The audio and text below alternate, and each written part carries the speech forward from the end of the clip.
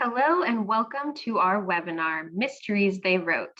I'm Annie Bostrom, Associate Editor in Adult Books at Booklist. Before we begin, I'd like to go over some technical details. The audience is in listen-only mode, but we welcome any questions you may have. On the bottom of your screen is a toolbar with a section for Q&A. If you have a question or need technical assistance, simply click Q&A and type your message into the box that appears. We will do our best to respond to all tech-related questions, and we'll pass along all other questions to today's panelists so they can follow up with you after the webinar. Also, Booklist will now be offering closed captioning on all webinars. To enable or disable captions on your screen, please look for and click the live transcript icon on the toolbar mentioned above. From there, you can select Show or Hide Subtitles from the menu that appears. If you choose to enable subtitles, you can adjust the size of the captions at any time by selecting Subtitle Settings. Last but not least, links to today's slides and a title list were included in the reminder email you received from Zoom 1 hour ago. To download them, please open that email, scroll to the bottom, and click on the link located there. You can also download the slides and title list by copying the URLs on this screen into your web browser. Today, we have the pleasure of hearing from Rachel Slatter, Senior Commissioning Editor at Severn House, Talia Scherer, Senior Director of Library Marketing at Macmillan Library, Lainey Mays, Library Marketing Coordinator at HarperCollins Publishers, Madeleine Ratley, Marketing Associate at Crooked Lane Books, and Juliet Grames, Senior VP and Associate Publisher at Soho Press.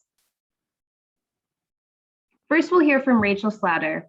Rachel is currently Senior Commissioning Editor at Severn House, an imprint of Canongate Books specializing in commercial fiction from established fan favorite authors. She joined Severn House originally back in 2006 in a junior editorial role and was delighted to rejoin the close-knit, friendly team in 2019. She lives just outside London and enjoys cryptic crosswords, cake, and cats. Take it away, Rachel. Thank you, Annie, and thank you so much, everyone, for taking the time to join us today. If you don't know Severn House, we've been publishing for the library market since the 70s. We publish 8 to 10 titles a month, mainly crime and mystery, and I'm super excited to talk to you today about just a few of our upcoming titles. So let's get started. If I could have the next slide, please. First up, I want to talk about Antiques Carry On by Barbara Allen. Barbara Allen is the pen name of a husband and wife writing team, short story writer Barbara and New York Times bestselling author Max Allan Collins.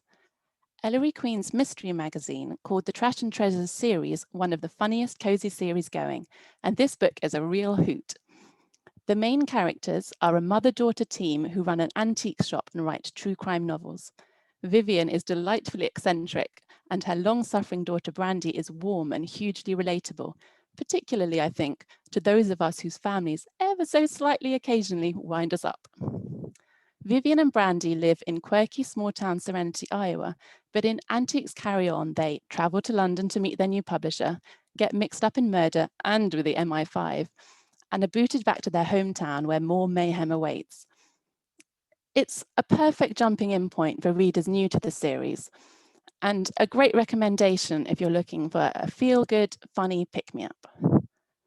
The series has been well reviewed and comes with fun touches like recipes and antiques hunting tips. And as a last note, I can personally guarantee that Vivian and Brandy's doggy detective sidekick, Sushi, is just as cute as the cover suggests. Next slide, please. Talking of feel-good pick-me-ups, Ghost Blows a Kiss is another upcoming traditional cozy that definitely fits the bill. Caroline Hart has such an impressive list of credentials. She's won Agatha's, Anthony's McCavity's, she's a New York Times bestseller, she's a founder member of Sisters in Crime and a Grandmaster of Mystery. She's in her mid-80s now, and I think her books are, if anything, only getting better. We feel really blessed to have her here at Severn House.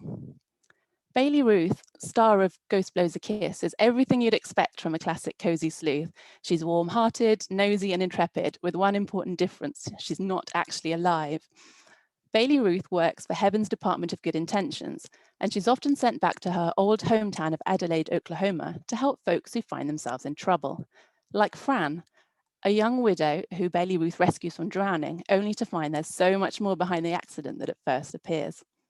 Bailey Ruth is no angel though. She's a mischievous, charming sleuth with a passion for fashion, and the mystery is twisty and a feel-good. I couldn't help but smile and gasp as I read it, and I know your patrons will too. May I have the next slide, please? Harlan Coben described the Stuart Hogue mysteries as one of my all-time favorite series, and I can totally see why. In some ways, I'd describe The Man Who Wasn't All There as a pet mystery for patrons who don't yet know that they enjoy pet mysteries. Main character Hoagie is a novelist, ghostwriter, and reluctant sleuth, and he's joined in his adventures by his faithful basset hound Lulu, a good girl who I can reveal only eats cat food and whose favorite snack is anchovies. I know, right? In this book, Hoagie takes a trip to his actress ex-wife's farm to work on his novel and makes an enemy of her country oddball neighbor who just so happens to be a well-connected billionaire with secrets to hide. It's based on a really fun true story. Back in 2013, a man was arrested for impersonating a police officer. He was dressed in full uniform, driving a state trooper's car and pulling drivers over for speeding. But it turned out that he wasn't some nobody. He was the half-brother of a US senator. David filed this story away, and now it's back as the inspiration for this quirky, offbeat light mystery. So if you haven't read any of this Edgar Award-winning series yet, you're in for a real treat. May I have the next slide, please? The Mystic's Accomplice is the first in a new Roaring Twenties historical mystery series from noted historian and author Mary Miley. Mary really infuses her writing with well-researched period detail, but in a natural, seamless way that brings the Jazz Age to life with all its glitz, glamour, and lawlessness. We have notorious mobsters, including Al Capone. We have speakeasies, and we have seances and spiritualism. The main character, Maddie Pastore, is a tough cookie, a young widow with a baby on the way. She spurns her late husband's mob connections in favor of making her own way in the world. Desperate for money, she takes on a job as a shill, an assistant to a well-meaning fraudulent medium. But when she unearths evidence of a dark crime, she has a dilemma. Keep quiet and let a murderer go unpunished, or speak up and put herself and her baby in mortal danger. This book would be a great mystery rec for patrons who mainly read straight historicals, as the history is just that good. But it's also very much a page-turning, twisty mystery that will appeal to readers who like intrepid, relatable female sleuths and Prohibition-era shenanigans. May I have the next slide, please? Geoffrey Chaucer is considered England's greatest medieval poet. He has been called the father of English literature. He was a philosopher, an astronomer. He was a courtier, a diplomat, a member of parliament. But nowhere on his Wikipedia page will you find mention of his fantastic abilities as an amateur sleuth. No, to uncover Chaucer's secret sleuthing past, you'll need to read The Knight's Tale, the first in a brand new series by historian M.J. Troe.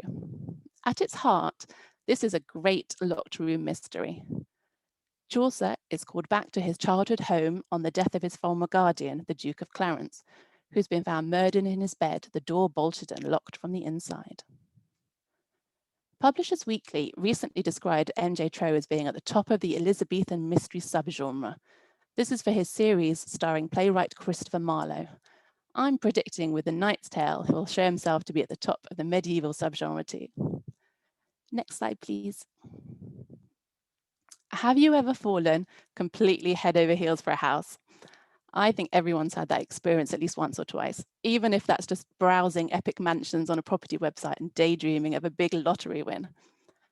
In The Skeleton Tree, Wendy Thornton loses her heart to the ashes. It may be neglected, but she knows it just needs love. It needs her. An unexpected inheritance allows her to turn her dream into a reality.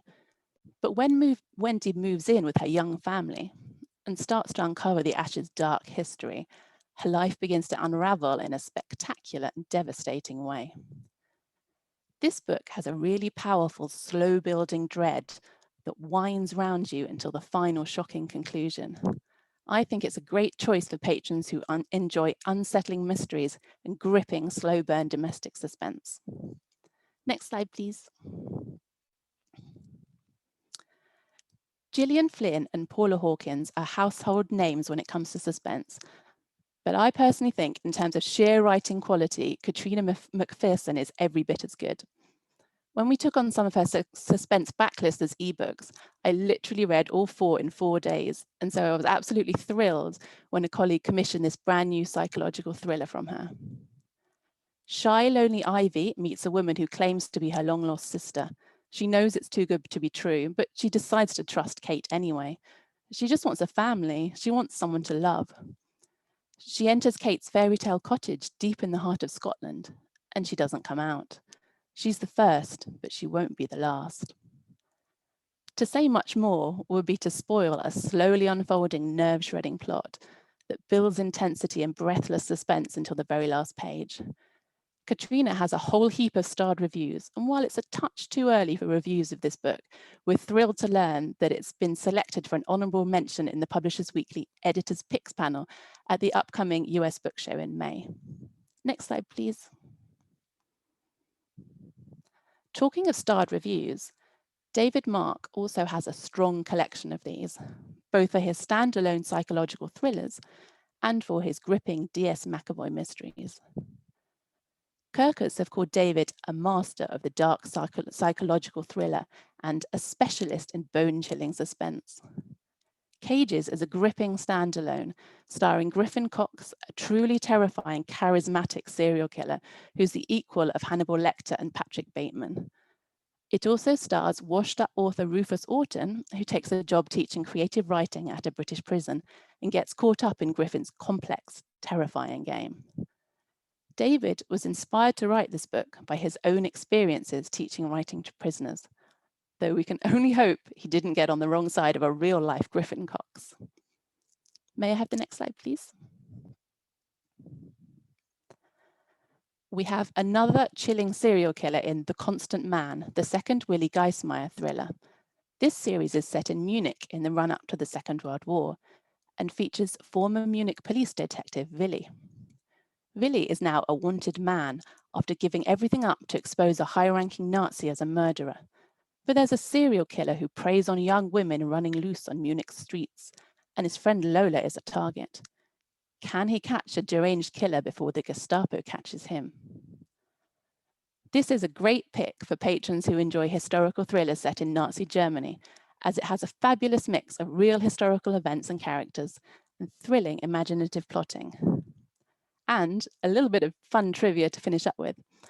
As well as writing critically acclaimed novels, Peter Steiner is also a cartoonist for The New Yorker, and he created the internationally famous cartoon, On the Internet, Nobody Knows You're a Dog. Next slide, please. So that's all I have time for today. So I'd just like to say a big thank you to Booklist for hosting this webinar, and thank you all for taking the time out of your busy day to attend. Please do get in touch if you have any questions about any of the books I've talked about today or anything else, and I'd love to hear from you. Thank you. Thank you, Rachel, and we'll now hear from Talia Scherer.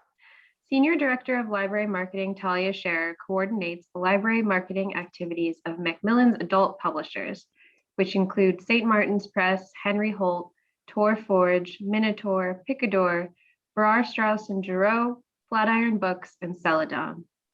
Talia was chair of the Association of American Publishers Trade Libraries Committee for 4 years and was proud to be named a 2010 Library Journal Mover and Shaker. The floor is yours, Talia. Thank you. Amazing, Annie. I also want to give a quick shout out to our behind the scenes masterminds and unsung heroes, Grace and Brianna. You guys are awesome. Good afternoon, my dear librarians. I'm Talia Scherer, Senior Director of Library Marketing for Macmillan's Adult Publishers. And for the next 11 minutes, I have the pleasure of scaring the crap out of you. You are welcome. Next slide. Here are all the ways that you can get in touch with us, should you feel inclined. Next slide. Here are the instructions on downloading e-galleys from Edelweiss. You can also find them on our website. Next slide, please. Happy half hour. I love this weekly series. where we essentially book talk for half an hour, highlighting 4 upcoming adult and YA titles. And once a month, we are joined by an author. Next Monday, Greg Hurwitz will be in the hot seat, and Alice Feeney will be joining us on June 7th. And now for the main event. Next slide, please. The Maidens by Alex Micheladies. He is the #1 New York Times bestselling author of The Silent Patient. If you have not read The Silent Patient, for shame, email me ASAP and I will send you a complimentary copy because you are missing out, my friend.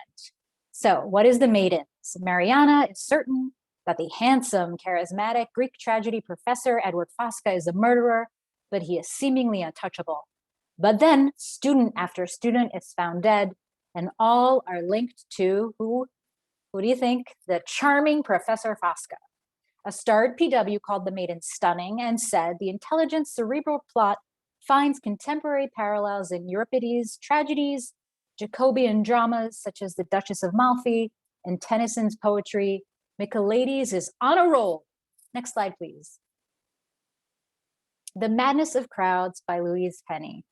All I can tell you is that Chief Inspector Gamache is back in Three Pines. Next slide, please. The Therapist by B.A. Paris. B.A. Paris, the multi-million copy New York Times bestselling author and Library Reads Hall of Famer, returns to her trademark domestic suspense with The Therapist. During a party, she and Leo throw to meet their neighbors after moving into a gated residence in London. Alice shows friendly Tom around their new house, then learns a few days later that he's not from the residence and no one knows who he is. Did I say Tom? I meant Tim. Tim soon shows up to explain that a murder took place in the house 18 months previously, and Alice begins to investigate. Next slide, please. The Plot by Jean Hans Corlitz. An MFA professor steals the plot of a dead student's manuscript and publishes it to international acclaim. At the height of his glorious new life, an email arrives that says, "You are a thief." Publishers Weekly gave the plot a starred review and called it ingeniously twisty. I'm so sorry. And deep character development. An impressively thick tapestry of intertwining storylines and a candid glimpse into the publishing business make this a page turner of the highest order. Corlitz deserves acclaim for her own perfect plot. Next slide, please. Razorblade Tears by S.A. Cosby. I am shamelessly recommending S.A. Cosby's Razorblade Tears, not only because he is a beautiful writer of crime fiction, but because we had the pleasure of interviewing him yesterday. You can see our interview if you follow the link on the slide. He is just the most wonderful human being I have ever met. Absolutely delightful. In Razorblade Tears, the follow-up to his widely acclaimed debut, Blacktop Wasteland, Ike Randolph learns that his son Isaiah and Isaiah's white husband Derek have been murdered. Ike was a Black man ashamed of his gay son, who was ashamed of his criminal father, and Derek's father is an ex-con as well. The two fathers, Black and white, join forces to find their son's killers. Next slide, please. The Photographer by Mary Dixie Carter. Part Gone Girl, part you. The Photographer by debut author Mary Dixie Carter is psychological suspense with an unreliable narrator and a unique voice, not a New York voice. It asks, why would you create the perfect life for yourself when you can just insert yourself into someone else's? Working as a photographer for the elite families in New York City, she is used to going unnoticed behind the camera until she is hired for a job making her wish she wasn't behind the lens anymore. Slowly, she starts inserting herself into the family, feeling as though she is never getting close enough. A PW starred review called it outstanding and said, brace for hold your breath suspense from this dazzlingly devious newcomer. You try saying that 3 times fast. Next slide, please. Dark Roads by Chevy Stevens. This will be Chevy Stevens' first novel in 4 years. We have sold over 1.2 million copies of Stevens' 6 novels in all formats. Her novels have received phenomenal reviews from authors such as Gillian Flynn, William Land Day, Karen Slaughter, and Lisa Gardner. Stephen King has twice tweeted about how much he loves Chevy Stevens' books. For decades, people have been warned about the Cold Creek Highway and the women who disappear on it. When Beth Chevalier arrives in Cold Creek to mourn the death of her sister on the highway, she decides to finally find out who murdered her. Next slide, please. Thief of Souls by Brian Klingborg. This series debut introduces Inspector Lu Fei, who was trained in Beijing, but effectively exiled to the department in a small town in northern China, where almost nothing happens and the theft of a chicken represents a major crime wave. But then, a peasant girl is murdered, her organs removed, and her mouth packed with joss paper, and our exiled inspector is on the case. It's worth noting that author Klingborg long lived and worked in Asia. Next slide, please. These Silent Woods by Kimmy Cunningham Grant. A father and daughter living alone, living in isolation, must reckon with ghosts of their past. This book is Where the Crawdads Sing because it stars an inquisitive girl growing up in the wilderness. It's Ordinary Grace because it is an award-winning coming-of-age story with crime fiction elements. It's The 12 Lives of Samuel Hawley because it is about a father and daughter together on the run from their past. It is The Searcher because it is slow-burning suspense. It is Leave No Trace because it's about a veteran and his daughter hiding in the forest from his demons. It is The Marsh King's Daughter because the setting is a pressure cooker of isolation. Next slide, please. Hello, Transcriber by debut author Hannah Morrissey is a debut about a police transcriber who goes way beyond the limits to solve a case. This book is Into the Woods because it is the perfect blend of prose and procedure.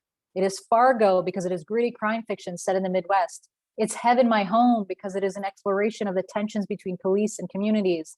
It is The Silent Wife because it is an absorbing procedural teeming with corruption and disturbing revelations.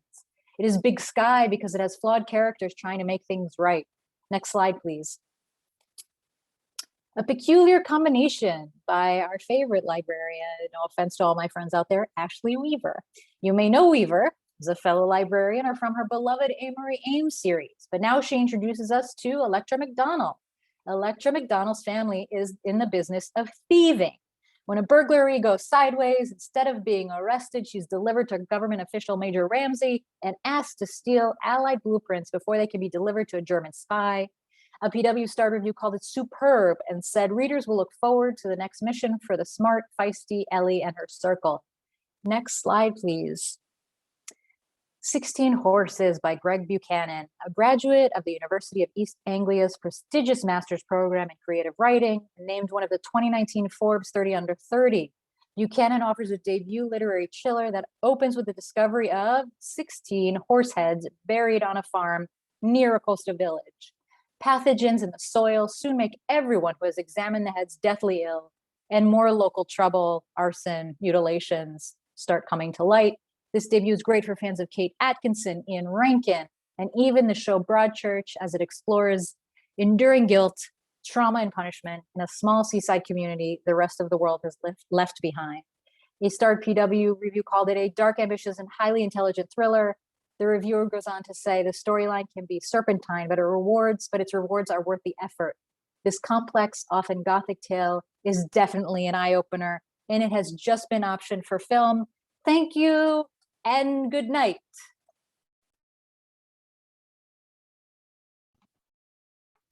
Thank you so much, Talia. Next up is Lainey Mays. Lainey is the marketing coordinator of the library marketing team at HarperCollins. Originally from Mississippi, her hobbies include visiting museums in the city and listening to or creating podcasts. Her favorite book is Anne of Green Gables, and it's all because of a librarian. Take it away, Lainey. Hi, everybody. So good to be here. So let's get started right away. Next slide. So if you have any questions, you want to know information, know how to reach us, librarylovefest.com is the best way. And that's all of our socials. And on the next slide, I just want to tell you about Door to Door, which is our video series every Tuesday at 2 p.m. on Facebook Live and also on YouTube after. So if you don't have Facebook, that's okay. You can watch the replay. And we just bring authors on and have a lot of fun. And our next one, we're actually doing one this Thursday because we couldn't do one right now. So join us on Thursday at 2 p.m. Next slide. We also have a podcast, and I highlighted a really great mystery suspense book that you can go listen to, Jocelyn Jackson. So check that out as your intro into the podcast if you don't already. Next slide. Let's get into some books. So Taylor Moore, Downrange. This is coming in August. This is an action-packed debut thriller. It's the first in a new series, and it follows undercover decorated DEA agent, special agent, Garrett Cole. And he's in the middle of an assignment in Afghanistan when his commander orders him back to Texas, where he's from, on a short mission. And it's expected to take a week or so and not much. But then when he gets there, this really peaceful ranching community is under attack. And this band of criminals is on the loose. And so he's outnumbered and outgunned, but he knows the land better than anyone. So he's going to step up. And Taylor Moore is actually a former CIA intelligence officer. So he really knows this world well, and people are going to really enjoy getting to know him. He's folksy and smart and kind, and we're excited about this series. And there's an amazing lineup of endorsements. Brad Taylor said, having lived it, Taylor Moore hits every bit of the cost of counterterrorism in Downrange, but this story is so much more. Next slide. Friends Like These by Kimberly Mcrate. So very excited to have another Kim Mcrate book. She's explored motherhood and marriage in her other books, and now she's taking on friendship. In this, 5 friends that come together no matter what, no matter how long it's been, no matter what they've done, they all come back together, and they're ending up in the Catskills. And they've lost a friend, Alice, years before, and they're eager to make sure that that doesn't happen again. They're going to keep this tight-knit group together, and they're going to do anything to make that happen. And there are a lot of personalities, a lot of history, but also a lot of secrets. And we'll see how that plays out for them. So Kim is such a big supporter of libraries, and her books are perfect for book clubs. So lots to discuss. And Julie Clark, author of The Last Flight, said, a brilliantly constructed puzzle of a novel using a shifting kaleidoscope of unique voices. Mcrate hands us all the pieces and forces us to assemble them into a shocking portrait of regret, grief, and dark loyalty. Next slide. So this is We Know You Remember by Tova Alsterdal. So this is the first in a new series. In 2020, in November, it was named the best Swedish crime novel of the year. So it's published in Sweden, and this is her American debut. So everyone over there knows and loves this, and I have some good news I'll share in a minute, but we're excited to bring this to an American audience. It's a classic procedural meets a Scandinavian atmosphere. And in the story, there's a man named Olaf. It's been 20 years since he's been back to his hometown. He returns to his family home, and something is immediately off. There's dog going crazy, there's water everywhere, and he walks in to a father he hasn't seen in decades, who is dead. He's in the house. And so that's where we start. And then we bring in police detective Ira Herdine, and she is investigating this, but it brings up a lot of long forgotten nightmares, because there's a previous murder that happened when she was 9, and Olaf, the man, was 14, and he was found guilty of raping and murdering a local girl. But because he was so young, he couldn't be sentenced. He was sent off to a youth home and exiled. And that town really lives with that trauma, because they didn't know what really happened. And so in this, she had all of those memories come up, and she explores this guilt and memory, and there's some unexpected twists and turns that you won't see coming. But what's interesting is that this assault in the book was based on an incident that actually took place in Sweden in 1985. And there was a lenient sentencing in a case, and that really made them look at a lot of their laws defining sexual assault. So if you read The Chestnut Man by Soren Spystrup, you're going to love this one. And the good news I was talking about, it was just shortlisted for Book of the Year, the Book of the Year award in Sweden, which is a very prestigious award there. So fingers crossed, you'll hear about this one. Next slide.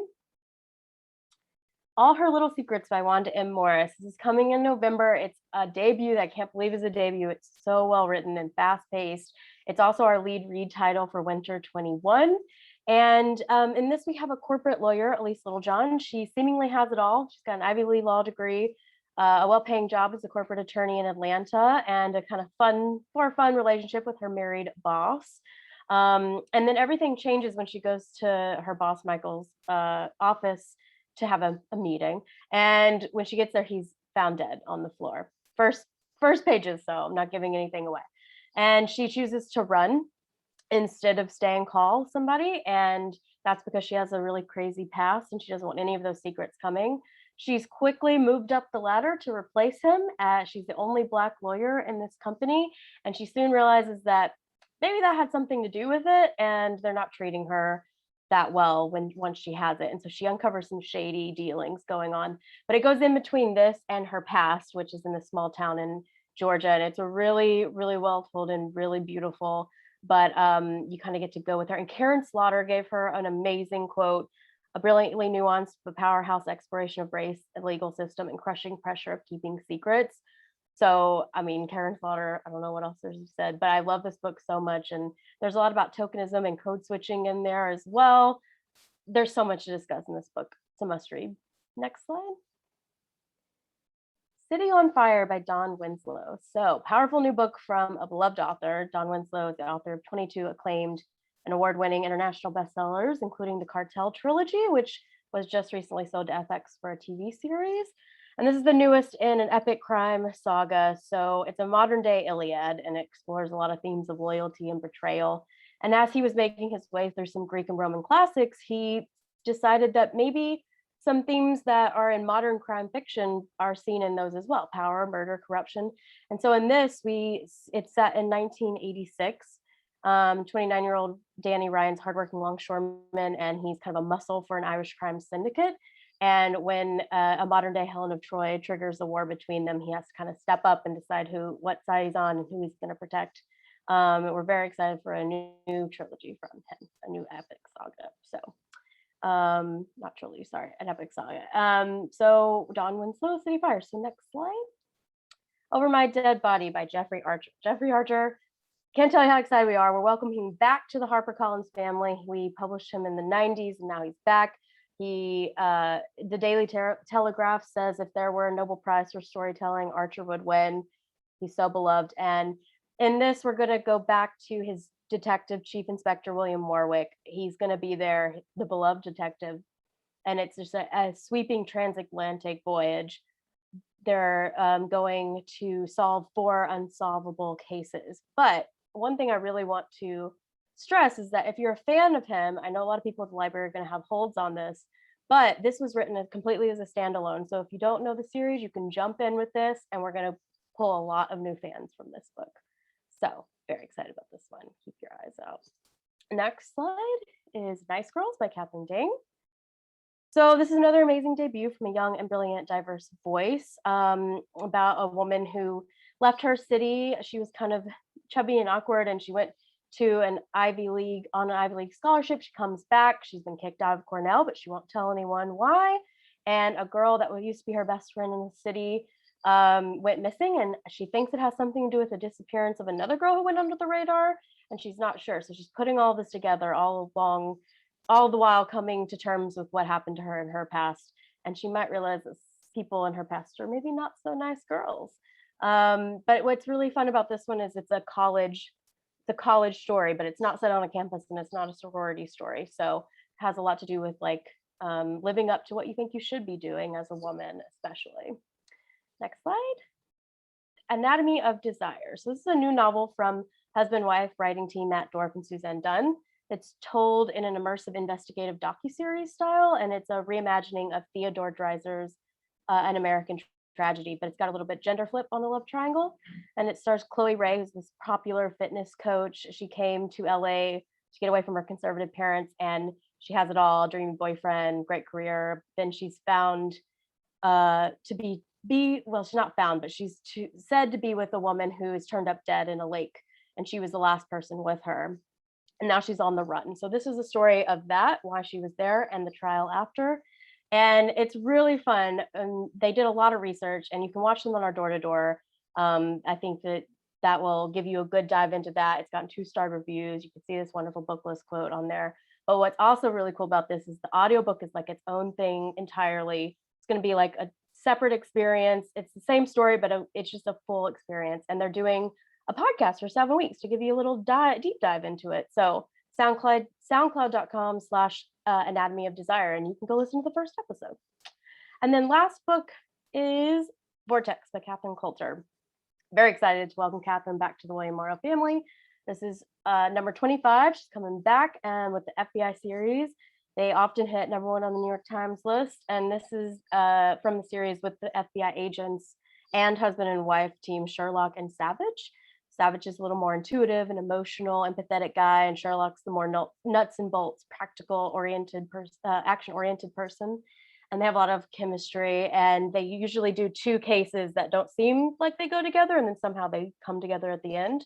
And in this, we have a kind of rich, preppy, entitled, arrogant guy who is running for mayor, and he's maybe been involved in the death of a female college student 7 years previously. And so a young reporter, Mia, is brought on the scene, and she has ties to this missing girl, and so she brings in Sherlock to help take him down. But like I said, there's a lot of different stories that usually weave in between Catherine's work, so there's more to dive into than just that top story. And then that's it for me. There are a few fan favorites. You guys can dive in. They're on your list. And thank you for listening. Thank you, Lainey. Our next panelist today will be Madeleine Ratley. Madeleine is the marketing associate at Crooked Lane Books, Alcove Press. She graduated from Louisiana State University with a BA in journalism before completing her master's in publishing at NYU. She has previously worked at Baton Rouge Parents Magazine, LSU Press, and Peter Lang Publishing. Her favorite genres to read are true crime and historical fiction, but she never says no to a good mystery. Welcome, Madeleine. Hi, everyone. My name is Madeleine. I'm the marketing associate for Crooked Lane Books. We are an independent publisher of crime fiction based in New York City. We launched in 2015 and have grown quickly over the years, publishing crime fiction of all genres. So today I'm going to tell you a bit about some of our upcoming year of books. Next slide, please. We have 2 spring titles that I want to share with you first. Next slide. First up, we have A Dark and Secret Place by Jen Williams. This is perfect for fans of Are You Sleeping? And We Are All the Same in the Dark. A Dark and Secret Place is from award-winning author Jen Williams. It's a twisty psychological suspense, and it explores the themes of nature versus nurture and the effects of crime.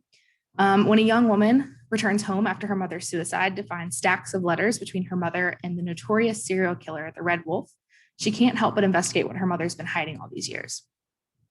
This book is smartly written and transports us into the mind of a killer to examine the psychological aspects of crime. In a Q&A with the author, Jen said, quote, "This book came from the urge to understand the incomprehensible. I wanted to look at the life of a serial killer and try to track what happened, even though ultimately the key to it all is probably beyond our reach," end quote. We're already seeing some incredible early feedback on this book, and we know that your patrons will love it too. Next slide, please. After her successful debut, The Body in the Garden, Catherine Shellman is back with the 2nd book in the Lily Adler mystery series, Silence in the Library. The Body in the Garden published in April 2020 and was named a Suspense Magazine Best Book of the Year. Silence in the Library also follows Regency widow Lily Adler as she sleuths the murder of Sir Charles and is forced to reconnect with her estranged father. Shellman does a beautiful job of creating a Regency world for her readers, while never shying away from the hard stuff. So Lily Adler is a single woman, and she's perfectly happy without a man by her side, despite the times. Shellman also tackles tense family dynamics, classism, and racism with a deft hand that's both informative and enlightening. With beautiful historical depictions of London and her clever characters, the series is going to be perfect for fans of Deanna Rayburn and Sherry Thomas. Next slide, please. Next up, we have some highlight titles for fall 2021 that I'm excited to share with you. Next slide. Melanie Golding's debut novel, Little Darlings, was praised as a timely and unforgettable discourse on motherhood, and it was an April 2019 Library Reads pick. In the vein of Alma Katsu and Victor Laval, Golding is a pro at weaving together psychological suspense, folklore, and a little bit of supernatural. Rooted in the mythology of the elusive Rowan people, the hidden features returning character DS Joanna Harper and her estranged daughter Ruby. When Ruby's neighbors come to her claiming that she's a Rowan and that she is being held captive by her husband who won't let her return to her family, Ruby has to help this woman and her daughter escape an abusive husband. But of course, things are not quite as they seem. Steeped in local legend and exploring the depths of what it means to be a mother, Melanie Golding's newest novel asks how far we'll go to save the ones we love. With rave reviews, award nominations, and a movie deal under her belt, Golding is an exciting new voice in this space. Next slide, please. The Corpse Flower is the first book in the #1 internationally best-selling series, The Calden and Schaefer Mysteries. It features Danish journalist Louise Calden, who receives a series of letters from an alleged killer. To unravel the strange murders and find the killer, Louise teams up with Detective Eric Schaefer, but to do this, she needs to revisit some dark parts of her past. So think The Girl with the Dragon Tattoo meets Sharp Objects. This book was an instant hit in Denmark, earning Hancock the Danish Crime Academy Award for Best Debut, as well as Denmark Author of the Year. But this is the first time this book will be published in English, and we cannot be more excited. We know she has a lot of fans in the US who have been following her career from afar. This is the perfect fall read for fans of Jo Nesbø and Henning Mankell. Next slide, please. Next up, we have something a little bit different. Crooked Lane will be publishing its first anthology this November. It's called Midnight Hour, edited by Wall Street Journal and USA Today bestselling author Abby L. Van Diver. It's a collection of 20 short stories from some of the best crime fiction voices today. From a simple robbery gone horribly wrong to a chilling tale of secrets and revenge, this anthology showcases an all-star list of writers of color. This project grew out of the need for more diversity in crime fiction. It's an anthology that we know will be not only entertaining, but also more representative of our readers, and we hope you would enjoy it as much as we have. Next slide, please. This one's for all our true crime and cult fanatics. The Hawthorne School is about a struggling single mom who enrolls her son into a school for troubled children, only to find out that it's actually a cult. It's about the lengths a mom will go to for her child and the secrets and scandals that lie within close-knit communities. The author, Sylvie Perry, is a psychotherapist, and when asked about her inspiration for the book, she said, quote, "At the heart of the Hawthorne School is a young mother wanting to do the best for her child and desperate for support. I've been that mother, and over my years as a psychotherapist, I've worked with that mother again and again," end quote. Perry's interest in narcissistic manipulation in her line of work makes her the perfect person to tell this story, and we know that readers who enjoy Riley Sager and Kate Moretti will love the Hawthorne School. Next slide, please. Next up is one of Crooked Lane's longstanding series and its beloved cop team, Maddie and Robo. Maddie Cobb is a deputy in Timber Creek, Colorado, and Robo is her fearless canine partner. In this 7th installment, Maddie must face the dark corners of her past and confront the man who tried to kill her and may have killed her father 30 years before. With award nominations, rave reviews from the trades, national media, and a loyal readership who can't get enough of Maddie and Robo, Margaret's series just keeps getting better. This series is a shoe-in for fans of C.J. Box, Alex Cava, and Ann Hillerman. Next slide, please. Christopher Swan made a name for himself with his debut novel, Shadow of the Lions. In fall 2020, we also published his sophomore novel, Never Turn Back, to great acclaim with starred reviews and obviously some blurbs from some great authors there. Swan has mastered the art of the thriller. A Fire in the Night is a fast-paced thriller set in the mountains of North Carolina that explores family dynamics, buried secrets, and the things we do in desperation. This new novel is no exception to his thriller writing. It's, according to Lee Goldberg, literary fiction, a spy novel, and a relentless thriller all in one. With a propulsive plot, compelling family dynamics, and Swan's signature compulsive prose, this is one you don't want to miss. Next slide, please. I also wanted to highlight a handful of mysteries today that touch on important topics. These are all small town mysteries and procedurals with searing social commentary and discussion-worthy themes. First up, we have Graveyard Fields by Stephen Tingle. It's a debut novel set in the mountains of North Carolina. Former police officer Davis Reed is plagued by the 3 A's: alcohol, anger, and anxiety. He just wants a peaceful place to work on his book, but when he stumbles across a dangerous web of secrets, he's on the case. This novel is perfect for fans of David Joy and Michael Ferris Smith. For fans of The River at Night, Over the Falls by Rebecca Hodge is a fast-paced thriller about how far one woman will go to save her sister. Diane Chamberlain said about this book, quote, "Hodge is quickly becoming the master of gripping, life-altering, realistic action fiction," end quote. Next up, The Truth of It All by Gwen Florio is an exploration of prejudice and buried secrets in small-town America. When a young Iraqi refugee is arrested for assaulting a girl in the locker room, public defender Julia Geary commits to helping prove he's innocent, despite the community's smoldering hostility. And finally, in Brandon Graham's novel Half Dead, Calvert Green literally believes he is dead. He suffers from a condition called Cotard's disease, but that won't stop him from investigating the car accident that took his wife. an accident that might be connected to the murders that are currently ravaging his city. Next slide, please. We do also have a handful of cozy mysteries that we're excited to tell you about. First up, A Scone of Contention is the 11th installment in bestselling author Lucy Burdett's Key West Food Critic Mystery Series. This time, food critic Haley Snow is honeymooning in Scotland. Her previous novel, The Key Lime Crime, just was awarded the Florida Book Award in popular fiction. So we're really excited about this next in the series. In her 7th Cajun country mystery, Cajun Kiss of Death, USA Today bestselling author Ellen Byron takes us to Pelican, Louisiana, as Maggie Crozat and her friends celebrate Valentine's Day. Ellen also just took home a Lefty Award, so we cannot be more excited about this one too. We've got a nice little Valentine's theme for our cozy mystery readers. For our Christmas cozy lovers, Slashing Through the Snow by Jacqueline Frost is a warm wintertime treat. Christmas tree farm owner Holly White has to investigate a body in a donation box as the clock counts down to Christmas Day. And finally, Raquel V. Reyes makes her debut with Mango, Mambo, and Murder. This is a Miami set cozy featuring a food anthropologist turned TV show host, and it's delicious. There's all kinds of food in here. You'll be hungry reading it. Next slide, please. And last but certainly not least, Crooked Lane has 4 heart-pounding historical mysteries to share with you. First up, Garden of Sins is the 6th book in Laura Jo Rowland's Victorian mystery series. In London, 1890, crime scene photographer Sarah Bain Barrett is in a train crash. The accident turns up a dead body, and it quickly becomes Sarah's most challenging case. Meanwhile, Sarah is also anxiously awaiting the verdict of her father's trial.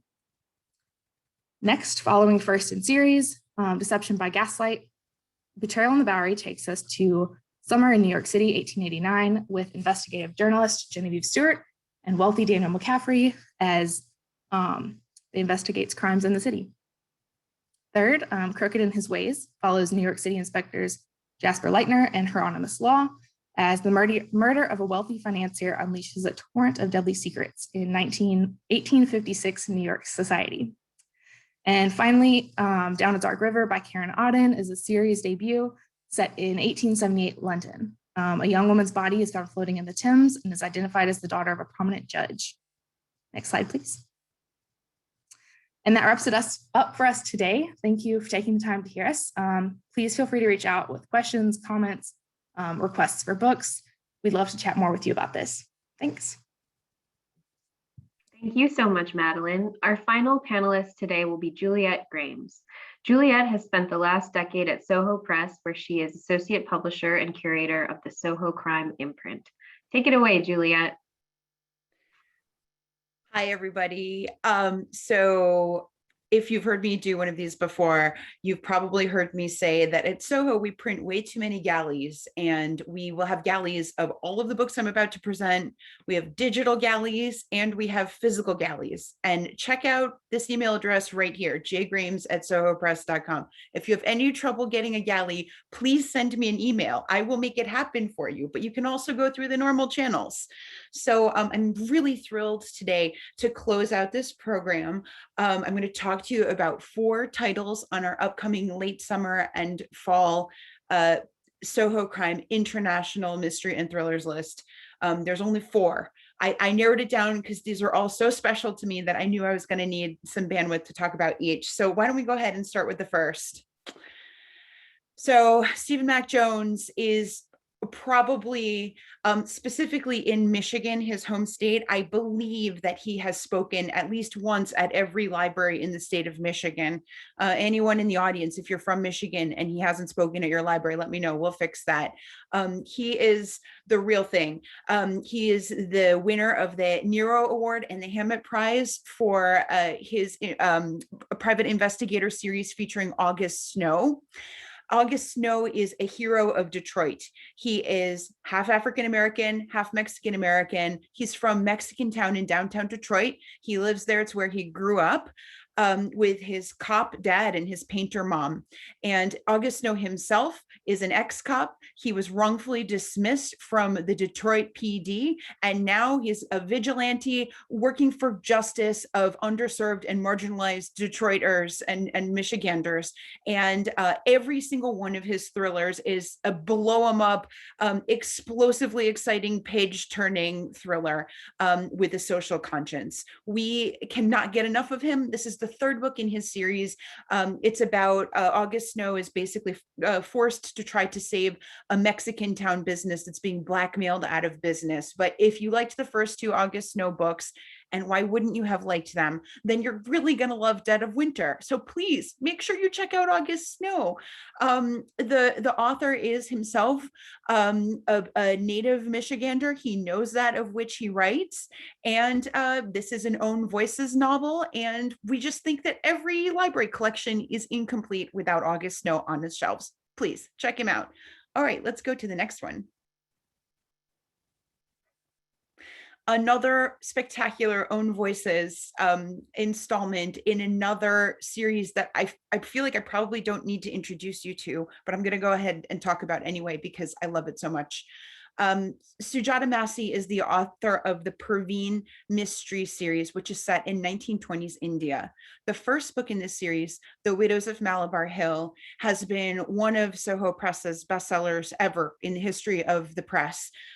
It's an incredibly lovable protagonist, Perveen, who is a 20-something lawyer living in 1920s Bombay, where of course women are not allowed to be barred, but she can practice as a solicitor with her father at her father's law firm.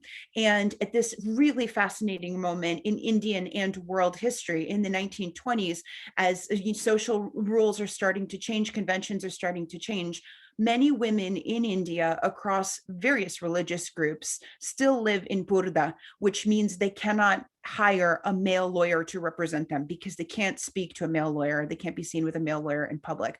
Perveen is able to kind of bridge that gap and go and represent many hitherto for unrepresented women across the religious spectrum. And this is what adds this extra element of spectacular microhistories of India, of Bombay, of different groups, ethnicities, and religions who are so active there at this time. And they're completely well-researched, beautiful novels that will just transport you to this time and place with this lovable protagonist.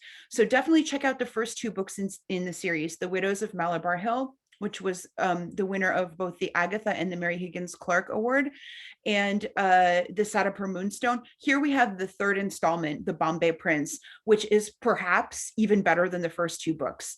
It is set right when Prince Edward, the Crown Prince of England, is arriving in India for a 4-month-long tour. India, meanwhile, is erupting with the independence movement and with Gandhi's peaceful protests and boycott movements. And then also on the streets are some not so peaceful resistance movements of people who are really angry about continued British colonial exploitation. In all of this fervor that is exploding in the Bombay streets, Perveen, our main character, is trying to investigate the very suspicious death of a 19-year-old female student at a local college. This woman was also a Parsi, a Zoroastrian ethnic religious minority member like Perveen herself. And Perveen really identifies with this young woman who died in this untimely way and who may have been murdered. And she feels guilty that she wasn't able to help the girl before she was killed. And so she steps into this very dangerous situation to try to figure out what happened and support the family. It's spectacular. Just please read Sujata Massey. If you're not reading Sujata Massey, I don't know what you're doing. Everyone loves her. Okay, we can go to the next slide. Thanks. Okay. Okay, here's another one that everyone's gonna love. This is Clark in Division by Naomi Hirahara. It is set in Chicago in 1944. And it is the story of 20-year-old Aki Ito, who has just been released from incarceration in Manzanar, where she has been with her family for the duration of World War II. This is a mystery set in Chicago, a little known slice of history. In fact, after the incarceration of Japanese Americans, when the government began to kind of realize how badly they had screwed up by doing this, and to feel a little bit guilty about it, maybe, the Japanese Americans who had lost all of their houses and businesses and everything that they had been forced to leave behind still couldn't go home, because those places that they had been removed from were still closed off as quote unquote military zones. So instead, Japanese Americans were resettled in other parts of the country. And at this time in 1944, Chicago's Little Tokyo ended up being a burgeoning community of displaced Japanese Americans. It's so sensitively told, this story about displacement and trauma.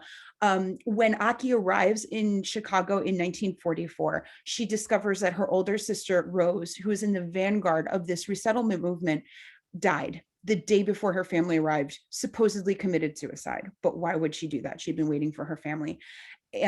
So Aki doesn't believe that Rose ever would have committed suicide. The police are completely unhelpful.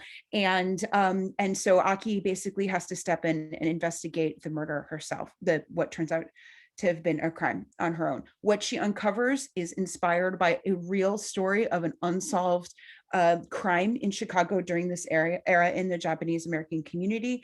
And I think the thing about this, it's an excellent crime novel. Naomi Hirahara is an Edgar Award winner. So you know that you're in safe hands there in terms of how her crime story plays out. But on top of that, this is a family story. It's so sensitively and warmly told.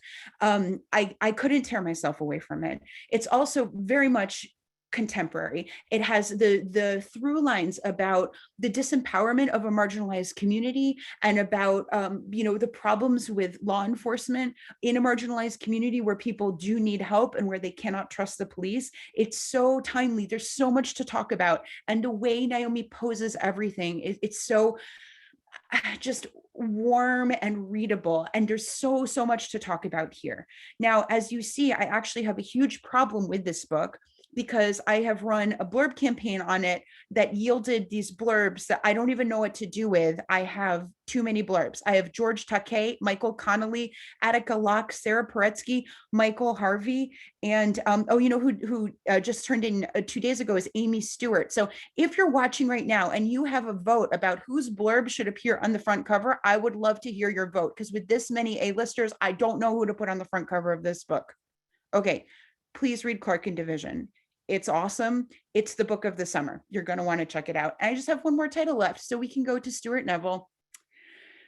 Stuart Neville is back. I feel like I don't need to introduce him either, because he's so awesome, but it's been a while. So this is our Edgar nominee, Northern Irish, as Dennis Lehane calls him, the supernova of Irish crime fiction. Stuart Neville is the author of The Ghosts of Belfast, as well as a number of other incredible novels set in Northern Ireland. Here, for the first time ever, he has written a standalone thriller you'll have to read this. This is like supermarket worthy, page turning thriller, but also on top of that, it just beautifully written. It's set between the present day, when an English woman named Sarah is removed to Northern Ireland, to a tiny farm community by her Northern Irish husband. And you know that she's supposedly there to recover from a nervous breakdown, but early in the book you realize that in fact this is a very deeply troubled marriage, and that she's basically a prisoner of her husband. And when she arrives at this farmhouse, which she can't really leave, she has no friends, no resources, she discovers that there's a very dark history in the house itself of a mass murder 50 years earlier. And then the other counterpoint narrative is set in the past, in the early 1960s, from the point of view of an 8-year-old girl named Mary, who's living in the farmhouse, and whose voice is actually written in Northern Irish cant. So Stuart Neville has gone ahead and flexed his native knowledge of the dialect for the first time ever in this incredibly atmospheric book.